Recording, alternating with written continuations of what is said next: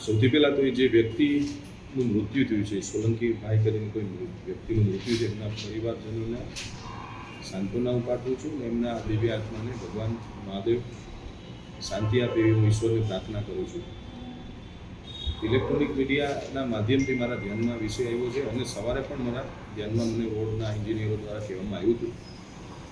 આ જે એજન્સીની જે ખામી સ્થિતિઓ રહી ગઈ છે, કારણ કે જે મને સીસીટીવી ફૂટેજ મારા ધ્યાનમાં મૂકવામાં આવ્યા હતા, ફૂટેજના માધ્યમથી પણ મેં જોયું કે જે વોકડાને